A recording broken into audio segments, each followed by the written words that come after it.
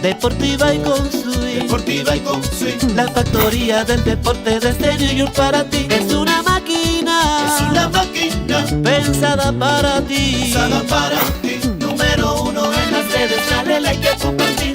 Con informaciones importantes siempre frescas. Y con entrevistas que te ponen de cabeza. Lo mejor del deporte lo encontrarás aquí. Búscale en las redes, dale like y compartir. Suscríbete, Ay sí, infórmate. ok. Dale a la campana para que te llegue. Can you just go over that a bit? And secondly, can you talk about Devers? How has he impressed you all season? First off, that at bat, runners in the corners, 1 out, series winning run at third base. So I was about to walk to the plate. They called Christian back to the dugout, and they brought in Danny, and that took a little bit of the pressure off because obviously there are different types of runners, and at the time I was like, a homer scores Christian. No, it went from having to get a hit or feeling like I have to get a hit, obviously because their outfield throws pretty well, especially their center fielder and right fielder, and then having the faster run at third base kind of took the pressure off. Obviously I don't have to do that much. I just have to get a pitch where I can hit a fly ball and score them, not trying to do too much. And I'm glad I was able to get that pitch, and I'm glad I was able to get the job done. And your other question, Rafi, when I signed here and I looked at the roster and I started looking at their pages and their profiles as far as like whatever their stats, and I was beyond impressed with our third base side of our infield. I was like, how come nobody talks more about these two guys? Like, these numbers are ridiculous. Like, nobody's talking about them. And being in the National League, especially in the West Coast, you never get to see them play or really pay attention to what's going on in the American League. And I knew they were good players, but I didn't know they were that good. And spring training was a pleasure to watch those two guys. The batter's box, they're as dangerous as they get, and it was fun seeing them how they prepared and how they went about their business, and getting to know them was a pleasure, and getting to see Rafi for 162 was special. And then people are talking about what's going on with him and his health and all this, but he keeps finding a way to get the job done, and he came up huge for us tonight, and I'm glad he had the night he had. Tyler in the fourth row. Kike, this team had a really, really tough year last year in the 60-game season. What was it, besides the chance to play every day, that made you think that you could win here, that attracted you to Boston? I looked at the roster, man, and to be honest, as far as position players, the pitching staff was like, it took some time to get developed. As far as like, we brought in some pieces, and there were some guys that I didn't know, obviously, because playing in the other league. But when you look at the roster and you see Rafael Devers, and like I started looking at their stats and stuff, and I was like Xander Bogaerts and first base, and I started looking about Bobby Dahlbeck and everybody talking about what his potential was like. And then I've known Christian.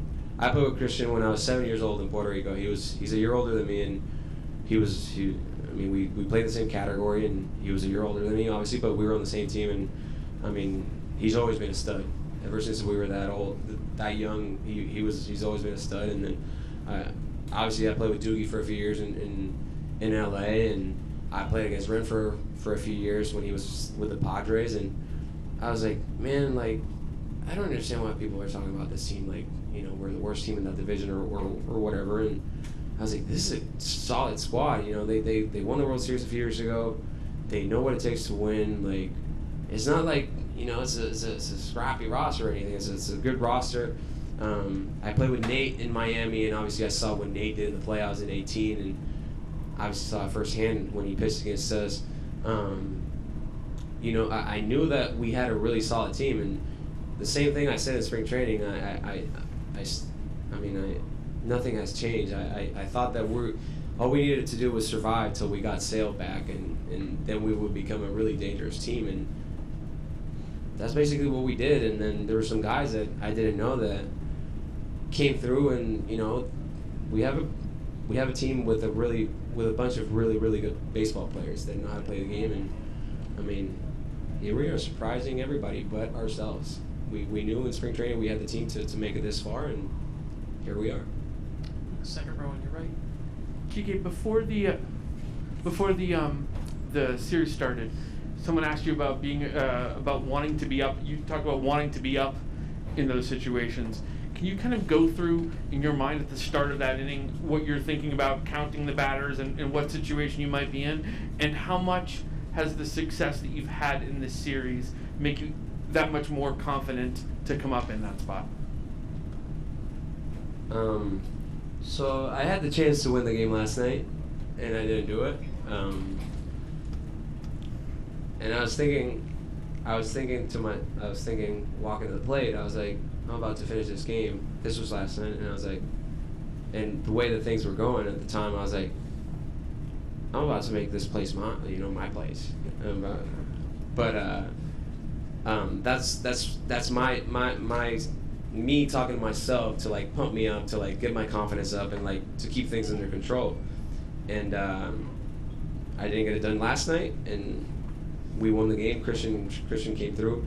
And tonight I knew that I was up fourth in the inning, and I knew that if I was going to get up to the plate, it was going to be with runners on, obviously, because if there's nobody on, it meant that somebody had hit a homer or something, and we won the game. So jogging from center field to the dugout, I jogged a little slower than I usually do, because I usually get on the field and off the field pretty quick, because I just want to get there and get out, turn the page. We're offense, turn the page, we're on defense now. And I was just talking to myself. I was like, all right, this is our chance, If you get up to the plate, you're going to have a chance to win the game, and you cannot let this situation get too big, and you're about to win this game, so you need to work on, like, slowing everything down and slowing your breathing down and slowing the game down, and, starting early and making sure that you see the pitch, and you're not just swinging out of your shoes for no reason, for trying to be a hero. And the situation, the way that inning developed, Christian, he at the beginning of the at-bat didn't seem like he had a chance, and then he started battling and he won the at-bat. And then Arroyo, I don't know if that was the first bunt of the year, but man, that was a hell of a bunt. And then T. Shaw put up a battle up there, and never thought. I told him a few minutes ago. I was like, I never thought that your speed was the one that's going to win us this series. And for him to grind that bat out, and then some people when they come off the bench in a big situation and they hit the ball with the quality of contact that he did, they kind of get upset or whatnot, and then not run hard down the line. And he didn't do that. He capped it, and he just busted his ass to first base, and the throw happened, and he beat the throw, and on the first pitch he took second, which even took my pressure off a little bit, because I was like, man, if I hit a hard ground ball, like, there's a chance that they can turn two and inning's over. And he got on second base after the first pitch, which I swung at a pitch that might have been over my head. I don't know. It felt really high, and I was like, what are you doing? But he went on second base, and I was like, all right, now you really got to slow this down, because it just got a little bit easier. And I was able to get the pitch that allowed me to hit a fly ball to left, and I'm glad I hit it to the weakest arm in the outfield. Ian up front, then Chad. Kike, after they scored the 5, to tie it up, how much did Garrett kind of just swing the momentum back in your guys' favor? Just how impressed are you just by what he's done, not just tonight, but all year? Man, I mean, at the beginning of the year, people still call him the secret weapon. I mean, it's no secret anymore. Garrett Whitlock is legit. I mean, that is an electric arm with 3+ pitches, and at his age, with his experience coming into the year, it's not every day that a Rule 5 draft pick gets to close out a wildcard game and then win a game that wins not just a division series, but a playoff series. You don't see that every day, and his composure, his stuff, the way he prepares, the way he goes about his business, you know, it's as professional as it gets. And the only time that you remember that Whitlock is a rookie is when he comes and asks you a question where, you know, it's a question that a younger guy would ask, and it's like, dang, it seems it's so easy to forget that he's this young and that he has this amount of experience, because he just gets the job done day in and day out, and it never seems like the situation's too big or the game speeds up on him. It's just he stays under control, and he's got a great right arm, and I mean, I'm glad he's on our side and not on the other guy's side. And so Garrett Whitlock's been a huge piece for us this year and for years to come. Near the back on the left, Chad. Kike, picking up what you said, wanting to make this place yours, how would you put into words having back-to-back walk-off wins, back-to-back nights as a Red Sox in front of these fans in Boston? This place is special, and I'm glad it took this long for me to realize that, because at the beginning of the year, it just, you know, I had played here 2 series. I mean, I played here the World Series for the first time in my career, and then in 19, we started the second half. I think we started the second half here. And, you know, when you're on the road, you don't really realize, like, unless the place is, like, crazy loud or whatever, you don't really realize how loud it is. And when we came here in the World Series, like, things did not go our way, the 2 games that we played here. And, like, I didn't even have time to like, think about how loud this place was. Mainly because it was way too cold. I was like, oh my goodness. We just went from like 80-degree weather to like 30-degree weather, because those 2 games here were freezing. So I never really had time to think about it. And then 19, the team wasn't playing that great. So like, and we won that series. So we never allowed them to get that loud. And it was, I don't even remember when it was that we got 100% capacity back. But like, once we got that 100% capacity back, like, you just felt it, you know. You just couldn't wait for 7-10 to come to like get going and start a game, especially when like when we played better teams. And this place gets rocking, man. This place gets rocking, and this place is a lot of fun to play in, and not that fun to play in when you're a road team, and that gives us a little bit of an advantage. And I'm glad I'm wearing white when we play here. 2 more quick ones, Chad and then Emma. You guys, you're using a lineup that you haven't used all year. The pitching staff's obviously being used differently. You're bunting. We talked about that.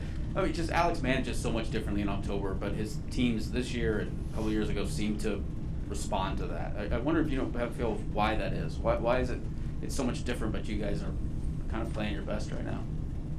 Man, it's October. Like, it doesn't matter what happens. All that matters is get that W. And I mean, you've seen it. Like all the starters, if they're not starting that game, they got cleats on and they're in the bullpen and they're ready to go. And like, that's our mentality, and that's the mentality that good teams have, and that's what it takes to win. Like, whatever it takes to win, and like when you have that mentality, good things tend to happen. And I mean, that's our motto right now. Whatever it takes to win, and just win today, and we'll worry about tomorrow. And I mean, lineup, bullpen, starting rotation, like, it doesn't matter. We're a team, and we're one. We're not 26 dudes. We're just one. We're one. We're collective, and you know, when things don't go our way, we're gonna pick each other up, and when things go our way, we're gonna hype each other up to make ourselves feel good, and make that really good confidence, good feel last longer. And I mean, we're playing really good baseball right now, and that's all that matters. We've celebrated, quote unquote, 3 times, and we're looking forward to celebrating 2 more times. We'll finish with Emma in the back left. Kike, what does it mean to be where you are as a team right now, and to have had the season you've had individually after being given an opportunity to show what you can do as an everyday starting player, and just to show what you can do when you can play every day?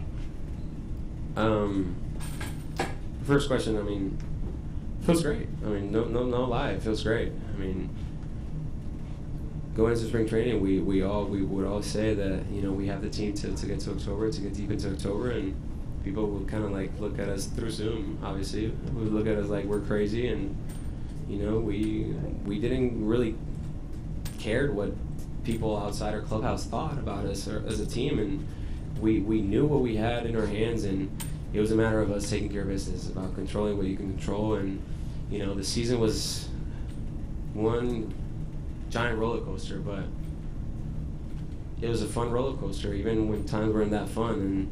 And we had first place for a long time, and then we started playing not so great, and then Tampa took over first place, and then they took off, and we started playing up and down, up and down, up and down, up and down, and people are like, oh, the real Red Sox are showing their true colors or whatever, and we just didn't care. We knew that a 162 game season, it was about ups and downs, and it was about not riding the highs too high and the lows too low. And I think we did a heck of a job not letting the struggles get to us, and just keeping our head up and looking forward. If we didn't win today, we were looking forward to tomorrow, and so on. And we were able to come into the last 3 games of the season that mattered, and we took care of business. Even it was a really fun series. It felt like a playoff series, even though the other team didn't even have a winning record, but they played like a playoff team at the time, and we took care of business. And then going into the Yankees Walker game, it was fun. It was loud here. It was electric. And going into Tampa game 1, it was kind of like we got punched in the gut, and it was a matter of are we going to turn the page, or are we going to just feel sorry for ourselves? And that's how teams get swept. And we did a great job at turning the page and winning the next 3. And for me personally, free agency, main priority was finding a place where I could play every day, but I didn't want the easy way, playing every day. I didn't just want to play every day to play every day in the big leagues. I wanted to play every day where it mattered. And I told my mom, I was like, yeah, there's nothing that compares to winning the World Series, but I want to go somewhere where I can win the World Series and be in that starting lineup every day. And it feels like I'm a little bit more important piece than just one more guy on that team. And Boston ended up being the greatest of fits, and I don't regret that decision one bit. We'll finish up with Tyler in the aisle there. Just Kevin Cash was saying that we just were not able to create that swing and miss that we did so well during the regular season. He said it was just a relentless lineup, the constant pressure. I mean, that is a good pitching staff over there. How were you able to make contact as much and have those at-bats, and how big a factor was that in the series for you? I think the biggest difference between this series, or game 2, 3, 4, and the regular season, was that